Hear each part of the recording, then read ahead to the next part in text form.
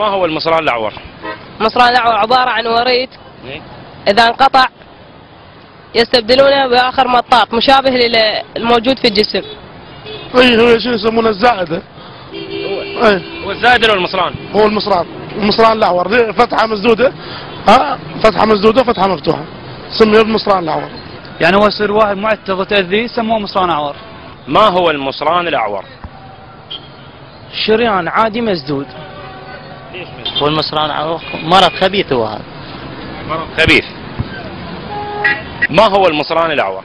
المصران الاعور يشبه الانسان، شكل الانسان، ولا عرفه يعني يصير بالانسان مره واحده.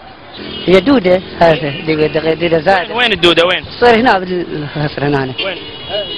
وين؟ هنا تصير بالهاي هنا. ايه؟ تصير دودة زائدة يقولوا لها. انا فد مره اكلت اكله صار عندي مصران. شنو كلت؟ يعني اكله ذكيه دسمه، يعني اكل لحم وهاي مفتح تعذيب، ومره حاله عصبيه صارت عندي صار عندي مصران اعور. ما هو المصران الأعور؟